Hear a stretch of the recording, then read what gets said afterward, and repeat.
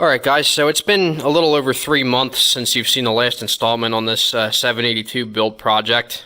Just to refresh your memory, we're currently in phase 2 of this project, which involves installing power steering on the tractor as well as a 3-point hitch.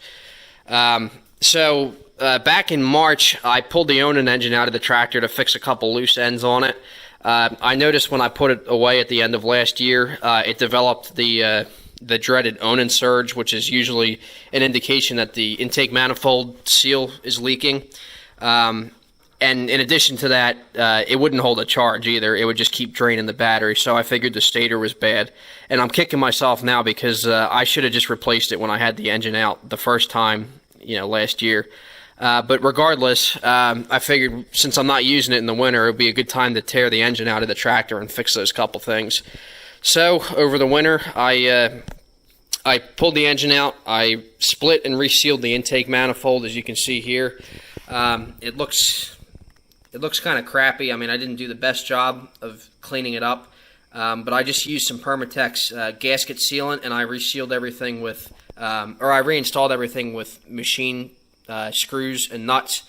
It's a much better and much more secure than the original riveted design. The intake manifold on these Onan engines is not one of their better designs. So I resealed the intake manifold, and while I was at it, I also pulled the flywheel and I replaced the stator as well as the ignition module, the little crank trigger that goes behind the flywheel. That way I don't have to worry about pulling the engine out again in the future to replace those parts if they go bad. I replaced the ignition module. Like I said, it came with all new wiring, and the stator wires on the old stator were pretty chewed up. The ends were frayed. This comes with new wires, new connectors, and I also replaced the voltage regulator. So I shouldn't have any more issues with the ignition system, and so far it seems to be holding a charge pretty well. It's not draining the battery anymore, so that's good. So I got that taken care of. And I was all ready to put the engine back together. Then I decided to change the oil in it, or at least drain the old oil out. Then I hit another roadblock. Now, the Onan engines used in the Cub Cadet 982 tractors had a bottom oil drain plug, as opposed to the later ones, which had the oil drain valve on the side, like the engines you'd see in a 318. And this engine is out of a 318, but the oil pan is from a Cub Cadet 982. It was a direct swap, so it doesn't have the side oil drain valve. It has the plug on the bottom, which is a little inconvenient in my opinion, but with the way the frames are designed on these 82 series, there wouldn't be any room to fit the side oil drain valve anyway, so I had no choice but to use the bottom drain. So when I drained the old oil out of it, I ended up rounding off the plug, and I've eventually found out that somebody at some point in the past must have stripped the original plug, and they replaced it with this generic 14mm pipe thread hardware store drain plug. Because, well, as you can see, I ended up rounding it off in the process of getting it out, and I actually had to drill it out and use an easy out to remove it. Once I did finally remove it, I've found out that the threads going up into the oil pan on the bottom were stripped out. Either stripped out and retapped or helicoiled, because the correct original Onan oil drain plug wouldn't fit. It wouldn't thread up in there. It was just loose. So at some point, one of the previous owners stripped the original threads out and ran this generic one in there. So that was a bit of a challenge, because I had to go to the hardware store and find the correct one, the correct drain plug to match the new threads. And I ended up having to just buy a generic, I think it was another 14mm. So at some point in the future, perhaps next time I do an oil change, I may have to reseal the drain plug that I put in it, since it's not the correct thread, but it's cheaper than having to replace the oil pan again. Okay, now an update on the power steering swap. So if you remember from the last installment of this series, I purchased all the power steering components from an 1864 tractor and an 1862 as well. This thing's kind of a Frankenstein with the parts I used, but the Cyclops Cub Cadet tractors made in the 90s basically used the same frame as the original 82 series, so most of these components swapped right over.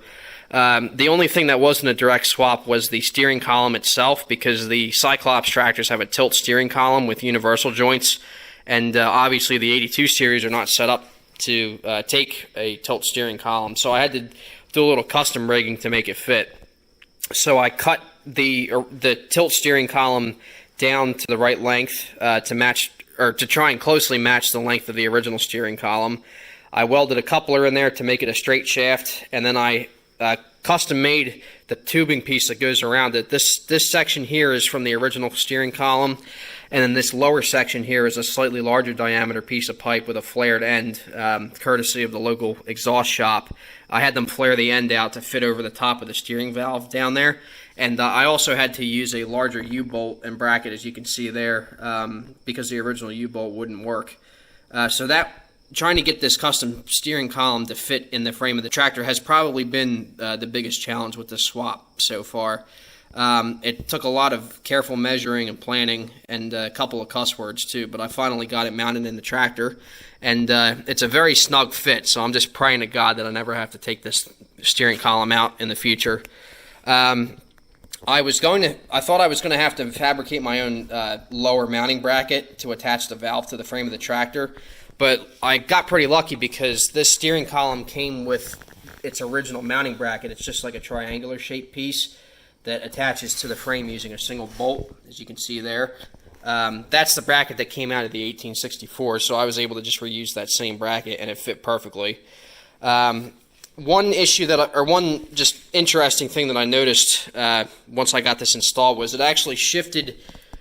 Because the hydraulic lift valve here, the spool valve, attaches to the steering column, the new steering column actually shifted the position of the valve over just a little bit, and as a result, it actually threw off the position of the lift handles, as you can see here. The shaft for the lift handles is right there, and then it uses this bracket here to attach to these two holes on the side of the dash column. So because the lift or the spool valve was off just a little bit, it threw off the alignment of these lift handles here, and as you can see, the lift handles now sit at the very bottom of their little slot there in the dash when they should be centered in the middle like that. So to get around that, I'm going to have to do a little custom rigging. What I decided to do was actually, instead of using these two original holes here, I'm going to reuse this same bracket, but I'm going to install it in this hole right here. This hole is what mounts, or what is used to mount the this bracket here for the gas tank support. So I'm going to have to just use a longer bolt that threads through one of these holes and this hole right here. So it's going to be a bit of a tight fit, but I think that should give me the correct spacing that I need for these lift handles to be centered. So that was just a little one little flaw that I noticed. My main goal with this whole project is to not have to drill any new holes, and so far I've done a pretty good job of that. I've had to ream out a couple holes just to make things fit, like the U-bolt there on the steering column, but I haven't had to drill any new holes. So like I said, I'm going to try and reuse this slot right here instead of having to drill a whole nother hole in the side of the dash tower. Other than the little steering column fiasco, everything else, or all the other power steering components, were pretty much a direct swap onto this tractor. The power steering cylinder and its mount, they bolted right up using the existing holes. I should also mention that I attached everything to the frame with grade 8 hardware. That's kind of like the rule of thumb that I'm following with this whole build. I want this to be a very tough and beefy tractor, so everything that's getting attached to the frame or the steering gets attached with grade 8 bolts. That's just like a rule of thumb that I'm following. But the steering cylinder mounted up just fine, and the front axle is actually out of an early 1862 tractor instead of an 1864. There were two major serial number brakes for the Cyclops Cub Cadet tractors made in the 90s. The earlier models used this style of front axle. This is what's called the Cyclops Super Steer front axle. It has a bit wider stance, and it's supposed to be a little more durable than the original 82 series axle, and it also uses a different style of spindle. This particular early style front axle uses what they call short drop spindles, which have the knuckle to accommodate the power steering cylinder. The original 782 front axle used a different kind of spindle, so there was no way to mount the steering cylinder. So the early style Cyclops tractors had this front axle that you see here with the short drop spindles, and then at some point down the line they switched to a different style axle with the taller high clearance spindles, which were designed to raise the front of the tractor up so that it would have enough clearance for the 46 GT high vacuum mower deck, because apparently they had issues with the decks not being able to lift too high. I actually have one of those decks for this tractor. It's sitting over there in the corner, and eventually it will go on this tractor, but this is mainly a dirt worker tractor. It's not going to do too much mowing. But anyway, I decided to go with the earlier style Cyclops front axle because truthfully, I'm not a fan of the way the tall or the high clearance spindles look. I think they raise the front of the tractor up just a little bit too high, and on an 82 series, I don't think that looks quite right. So I got the earlier style axle with the short drop spindles, and I gotta say, it's a pretty tough looking front end with those V61s installed. And as you'll see here, I also installed the front wheels with grade 8 bolts as well. I've had a couple of grade 5 spindle bolts shear off in the past, so figured that'd be a worthwhile upgrade. I also have brand new Extreme Motorworks heavy duty ball bearings inside the wheels. Speaking of Extreme Motorworks, I also got the new powder coated footrest installed. In the last installment, I just had the footrest mocked up, but I got some good stainless steel flange head bolts and stainless steel nuts and mounted them up, and I think they look pretty good. In my opinion, they look much better than the crappy rubber ones that these tractors originally came with. Like I said before, the Cyclops Cub Cadet tractors and the 82 series tractors use the same frame. So most of the parts, and even the early ones, use the same 15U hydrostatic pump. So a lot of the lines, like the supply and return lines, are interchangeable between those models. So I just ended up reusing the hard lines that came out of the 1864, and everything was pretty much a direct fit. The only major difference is that here you have to there's a T fitting that goes into the return line, and then this hose here I had to have custom made by the hydraulic shop. That goes to the output port on the spool valve. I had to have two hoses custom made because the original hard lines from the 1864 wouldn't work, but otherwise everything fits. The only issue I'm having is this supply line right here, the one that goes over top of the fan. It doesn't thread tightly into the port there on the pump, so it actually leaks. It drips fluid pretty quickly when the engine's running. And I have to take the line off and just double check that it's not a bad fitting. Another issue I'm having with it, you can see right here where this bend is at the top part, it rubs against the bottom or the underside of the tunnel cover, and as a result the tunnel cover doesn't sit perfectly flat on the frame. So I'm debating either replacing this with another hard line or just having a regular soft line made by the hydraulic shop. Just a simple line that'll come out of here and I can connect to the bottom of the steering valve there. So that's the only issue that's holding me up right now. Coming around to the back of the tractor, you'll see that it's now sporting the 3-point hitch that I bought for it a little over a year ago. In case you don't remember, this 3-point hitch actually came off of an 1811 tractor. I had to take the hitch off myself. At the time, though, when I took this hitch off, when I bought this hitch and took it off, I forgot to grab the lower mounting brackets that attach the hitch assembly to the bottom of the axle housings, that little square piece you can see in there. I forgot to grab those pieces off the 1811 donor tractor. So as a result, I was missing those pieces. So I got in touch with Aaron at Extreme Motorworks, and he was nice enough to hook me up with those couple pieces I needed. I got them primed and painted and mounted them up on the tractor, and they work perfectly. So thanks, Aaron. I appreciate it. Extreme Motorworks, great guy. He's a great guy to do business with if you need parts for your Cub Cadet tractors, especially 3-point hitch parts. He's the guy to go to. This is an OEM 3-point hitch, but he still had the parts I needed. So anyway, once Aaron sent me those lower links, I got to work getting the 3-point installed. The first thing I did was attach the lift rod. Unlike a John Deere 3-point hitch, these Cub Cadet 3-point hitches use a mechanical lift rod that hooks up to the rock shaft cylinder in there, as you might be able to see. So I got the lift rod hooked up, and then I went to install the hitch on the back of the tractor. And I realized that because the lift cylinder was not completely retracted, I couldn't move the hitch assembly, the hitch frame assembly in place to line it up with the bolt holes on the frame. And I wasn't going to be able to do anything until I got the engine back in the tractor and could actually work the hydraulics. So that was another little roadblock that I hit. So the tractor basically sat there in the garage for 3 months with the 3-point hitch practically hanging off the back of it. Looked kind of stupid, but once I got the engine back in and got it running, I was able to cycle the hydraulics. I retracted the lift cylinder, and then I could raise the 3-point assembly into place and get the bolt holes lined up.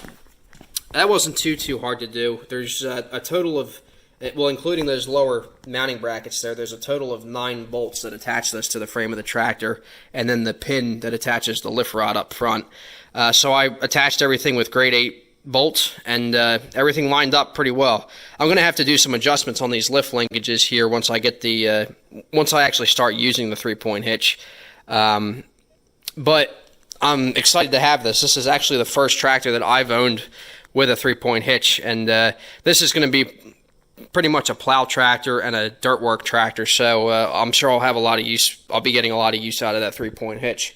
I've even got I finally managed to get a hold of a 3-point Brindley plow, as you can see here, so I'm pretty excited to start using that on this tractor. This should do me okay for a couple years until I decide to start phase 3 and I do the rear PTO swap. With the rear PTO, I'm going to have to use the 3-point assembly from a Super Cub, which is going to require cutting the frame, but I'm not going to worry about that right now. That'll come, at some point down the road.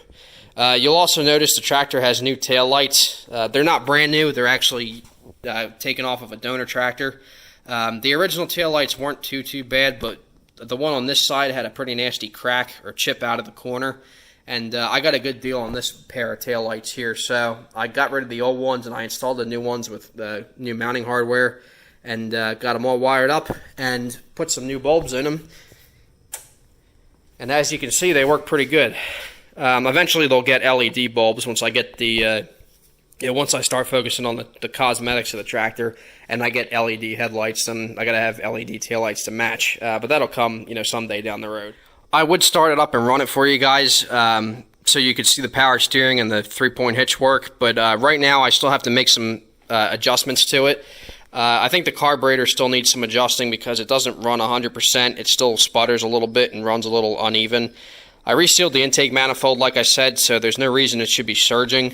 So I think I just have to clean the carburetor, which is no big deal. Also, the power steering needs a lot of adjustment because it only turns to the left. The cylinder bottoms out before the wheels even begin to turn to the right. So right now I can only make left turns with it, but I'm pretty sure that's just a matter of adjusting these 2 heim joints on the ends of the steering cylinder. There's one there and then one back there. So I just have to fiddle with the adjustment a little bit until I get the correct length of travel. And I think I'm also going to reinstall this front heim joint in the other hole here, further out on the knuckle. So I have to just mess around with it a little bit until I get the correct range of travel for the steering. I have cycled the 3-point hitch a couple times. It does raise and lower as it should. I don't see any problems there. But like I said, I am going to have to adjust the links a little bit once I start, using it for 3-point work. It's coming along, though. I mean, we're not quite there yet. Still have some fine-tuning to do, but hoping I can get some more progress made on it in the next week or two, and hopefully get the sheet metal back on it and start, putting it to work or taking it to shows or something. I just got to run it around a little bit. It's been sitting here in the garage doing nothing for way too long. So I'll keep tinkering with it, see if we can get all the quirks fixed on it, and get it out of here. So thanks for watching, guys. If you liked the video, please comment, rate, and subscribe, and stay tuned for the next part of this project.